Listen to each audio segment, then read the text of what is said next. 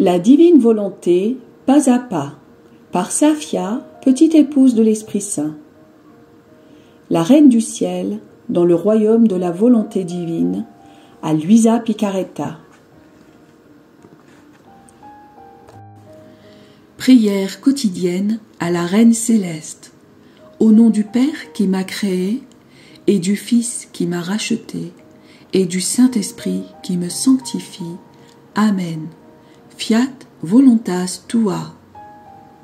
Reine immaculée, ô céleste maman, en ce mois qui t'est consacré, je me place sur tes genoux maternels, m'abandonnant entre tes bras, comme ton enfant chéri, et te demandant avec véhémence la plus grande de toutes les grâces, celle que tu m'admettes à vivre dans le royaume de la divine volonté.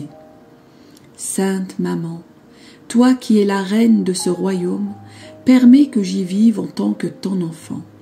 Que ce royaume soit rempli de tes enfants. Je me confie à toi afin que tu y guides mes pas et que, soutenu par ta main maternelle, tout mon être vive constamment dans la divine volonté. Tu seras ma maman. À toi, ma maman, je confie ma volonté pour que tu l'échanges contre celle de Dieu et qu'ainsi je sois assurée de ne jamais quitter cette divine volonté. Je te supplie de m'éclairer afin que je comprenne bien ce qu'est la divine volonté. Amen. Je te salue, Marie très pure, conçue sans péché. Le Seigneur est avec toi. Tu es bénie entre toutes les femmes, et Jésus, le fruit de tes entrailles, est béni. Sainte Marie, Mère de Dieu, co-rédemptrice du monde, Mère et Reine de la divine volonté, Immaculée Conception, Mère des vivants et de l'Église, prie pour nous pécheurs de toutes les générations et veuille répandre l'effet de grâce de ta flamme d'amour à toute l'humanité, maintenant et à l'heure de notre mort. Amen. 36e jour. Visite au temple. Marie, modèle de prière. La perte de Jésus. Douleur et joie. L'âme à sa reine immaculée. Sainte Maman, ton amour maternel m'invite toujours plus à venir vers toi. Je te vois affairée et sur le point de quitter Nazareth. Ma maman, ne me quitte pas, prends-moi avec toi et j'écouterai attentivement la suite de tes sublimes leçons. Leçon de la Reine du Ciel. Fille bien-aimée, fils bien-aimé, ta compagnie et le soin avec lequel tu écoutes mes célestes leçons, afin de m'imiter, sont les joies les plus pures que tu puisses procurer à mon cœur maternel. Je me réjouis parce que je peux partager les immenses richesses de mon héritage avec toi. Sois attentive, sois attentif, et fixe ton regard tantôt sur Jésus, tantôt sur moi. Je vais te raconter un épisode de ma vie qui, malgré sa fin consolante, fut néanmoins très amer pour moi. Si la divine volonté ne m'avait renouvelé sans cesse sa force et ses grâces, je serais morte de douleur. Nous poursuivions notre vie dans la paisible petite maison de Nazareth, et mon cher fils grandissait en grâce et en sagesse. Il était attachant par la douceur de sa voix, la beauté fascinante de ses yeux et son amabilité. Oui, mon cher fils était vraiment beau, d'une beauté insurpassable. Il avait 12 ans, quand suivant la coutume et pour solenniser la fête de la Pâque, nous nous sommes rendus à Jérusalem pendant le voyage que nous, Jésus, Saint Joseph et moi-même, faisions ensemble avec dévotion et recueillement. Mon Jésus brisait très souvent le silence pour nous parler de son Père céleste et de l'immense amour qu'il ressentait dans son cœur pour les âmes. À notre arrivée à Jérusalem, nous nous sommes rendus directement au temple où nous nous sommes prosternés, le visage contre terre, en profonde adoration et avons longuement prié. Notre prière était si fervente et recueillie qu'elle ouvrit les cieux, apaisa le Père céleste et hâta la réconciliation entre lui et les hommes. Ici, ma fille, mon fils, je veux te confier une souffrance qui me torture. Beaucoup de personnes se rendent à l'église pour prier, mais malheureusement, leurs prières restent sur leurs lèvres parce que leur cœur et leur esprit sont loin de Dieu. Combien vont à l'église par simple habitude ou pour passer le temps? Ces personnes ferment les cieux au lieu de les ouvrir. Comme sont nombreuses les irrévérences commises dans la maison de Dieu. De combien de fléaux le monde serait épargné et combien de châtiments se changeraient en grâce si toutes les âmes faisaient un effort pour suivre notre exemple. Seule la prière, faite par une âme où règne la divine volonté, agit de façon irrésistible sur le cœur de Dieu. Elle est puissante au point de le conquérir et d'obtenir de lui les plus grandes grâces. Prends donc bien soin de vivre dans la divine volonté, et ta maman qui t'aime tant accordera à tes prières le support de sa puissante intercession. Après avoir rempli nos devoirs au temple et célébré la Pâque, nous nous sommes préparés à retourner à Nazareth. Dans la confusion de la foule, nous nous sommes séparés. Je restai avec les femmes et Joseph rejoignit les hommes. Je regardai autour de moi pour voir si mon Jésus y était, et ne le voyant pas, j'ai pensé qu'il était avec son père Joseph. Mais quelle ne fut pas ma surprise et mon inquiétude quand parvenu à l'endroit où nous devions nous rejoindre, je me suis rendu compte qu'il n'était pas avec saint Joseph. Ignorant ce qui s'était passé, nous avons ressenti tellement de frayeur et de douleur que nous en sommes restés muets.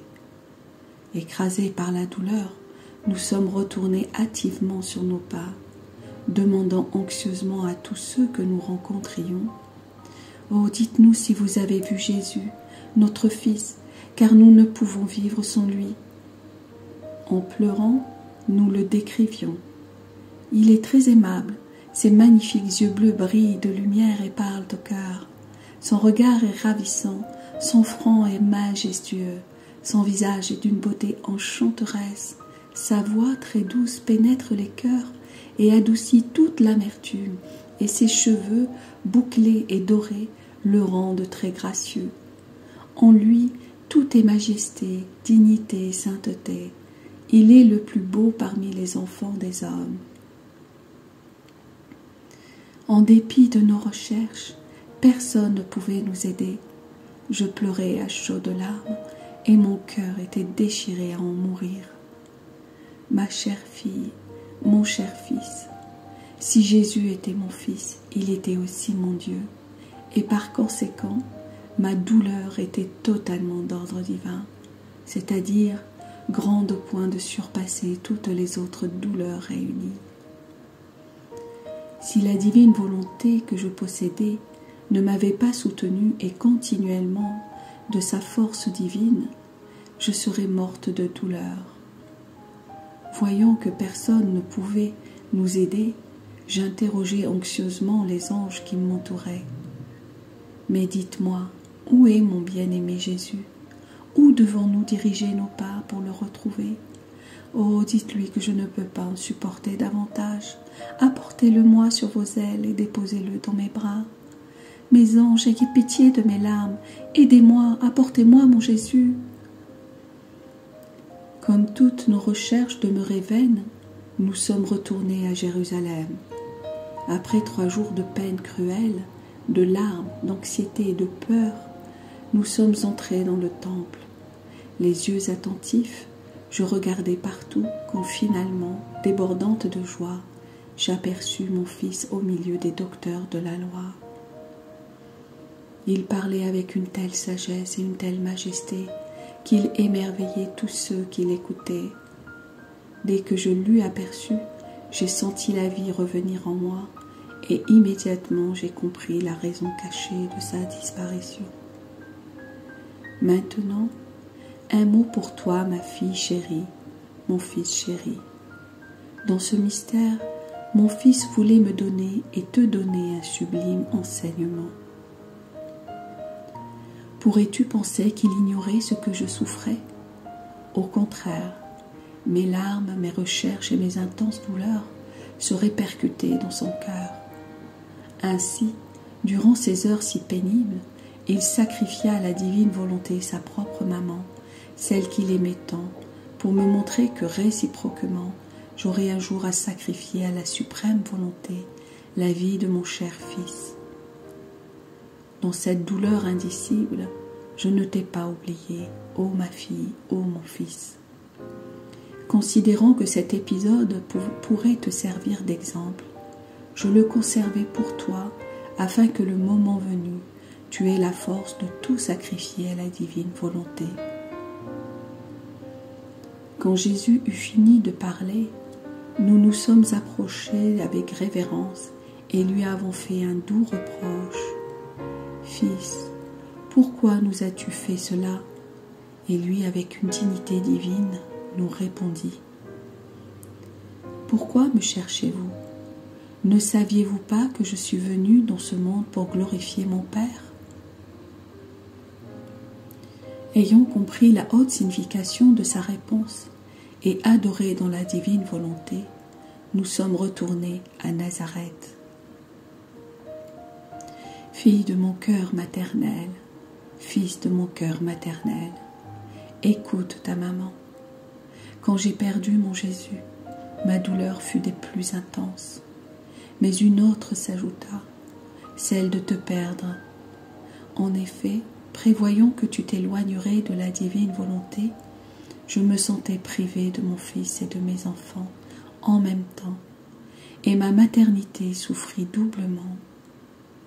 Ma fille, mon fils, quand tu es sur le point de faire ta volonté au lieu de celle de Dieu, considère qu'en abandonnant la divine volonté, tu te mets en situation de perdre ton Jésus et moi-même, et de tomber dans le royaume des misères et des vices. Par conséquent, garde la parole que tu m'as donnée, celle de rester indissolublement unie à moi, et je t'accorderai la grâce de ne jamais être dominé par ta volonté, mais exclusivement par la divine volonté. L'âme à sa reine immaculée. Sainte Maman, je tremble quand je pense à l'abîme dans lequel ma volonté est capable de me faire tomber. À cause d'elle, je pourrais te perdre, ainsi que tous les biens célestes. Maman, si tu ne m'aides pas et ne m'entoures pas de la puissante lumière de la divine volonté, je sens qu'il ne me sera pas possible de vivre constamment dans la divine volonté. Aussi, je place toute mon espérance en toi. J'ai confiance en toi. J'espère tout de toi. Amen. Petite pratique. Tu réciteras 3 Je te salue Marie en souvenir de l'intense douleur que j'ai éprouvée durant ces 3 jours de privation de mon Jésus. Oraison jaculatoire. Sainte Maman, fais que je perde ma volonté à jamais pour vivre uniquement dans la divine volonté. Amen. Fiat voluntas tua.